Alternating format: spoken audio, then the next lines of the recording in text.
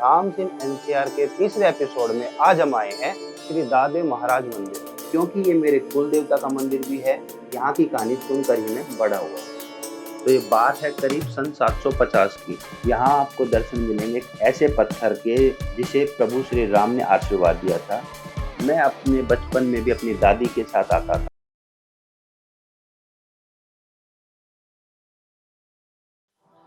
Hello नमस्कार, जय Shri Ram. PIB with Naren में आप सभी का स्वागत है। राम सिंह एनसीआर के तीसरे एपिसोड में आज हम आए हैं दिल्ली के पालम गांव में। यहाँ है श्री दादे महाराज मंदिर।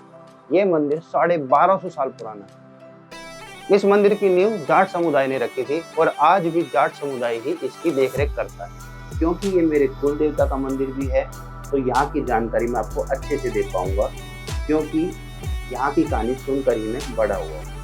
तो ये बात है करीब सन 750 की। हमारे पूर्वज राजस्थान के टोंक जिले से निकले, क्योंकि वहाँ पर उस समय अकाल पड़ा था।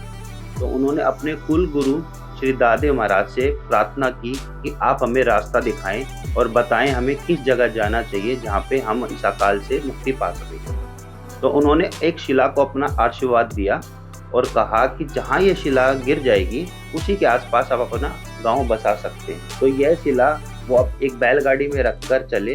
करीब 3.5 से 4 महीने की लंबी यात्रा के बाद वो शिला यहाँ पर आकर गिरी और आज श्री दादे महाराज की कृपा से पूरा जाट समाज अच्छी तरह से दिल्ली में फल फूल रहा। जैसे सभी देवी देवताओं का एक दिन समर्पित होता है, वैसे ही हमारे दादे महाराज को है रविवार का दिन समर्पित। रविवार के दिन यहाँ पर भक्तों की आवाजाही काफी ज्यादा होती है। दादे को चढ़ता है गुड़ का प्रसाद।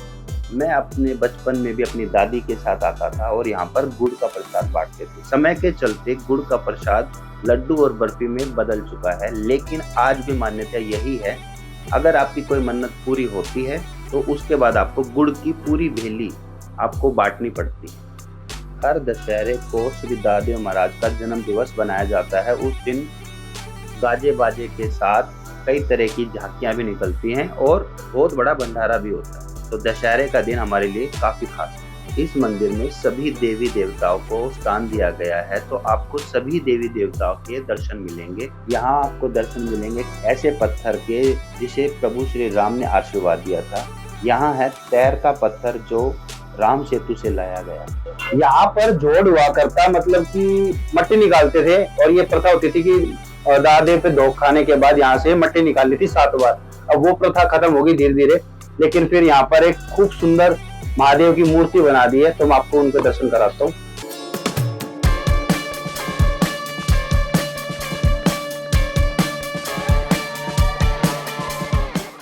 मेरे दादेव की कृपा से यहाँ पर गरीबों का फ्री इलाज होता है। जैसे देखो आप, अम्मा आ रही हैं और इनका भी यहाँ पर फ्री में इलाज होगा। तो ये था हमारे दादे महाराज का पूरा व्लॉग, जिसमें कि जो लोग ये कहते हैं ना कि मंदिर में ज्यादा पैसा ना लगाना चाहिए, तो मैं आपको बताना चाहूंगा कि हमारे दादेव महाराज का जो ट्रस्ट है और उसमें अच्छा खासा दान पुण्य आता है, जिसकी वजह से गरीबों को अस्पताल की सुविधा भी दे रहे हैं और रोज करीब 500 से 1000 जो गरीब होते हैं उनके लिए खाना, मतलब दादे रसोई करके बनी हुई है, जिसमें रोज 12 बजे से शायद 2 बजे तक की टाइमिंग है, जिसमें कोई भी आओ और कोई उसमें लिमिटेशन नहीं है। तो ये एक प्रथा चालू कर रखी है और ये सिर्फ मंदिर की वजह से हुआ था। तो पैसे सब कमा रहे हैं पर रोज कोई किसी को नहीं देता। जन्मदिन पे या नवरात्रों में सब देते हैं, लेकिन यहाँ पर रोज होता है, सेवा होती है।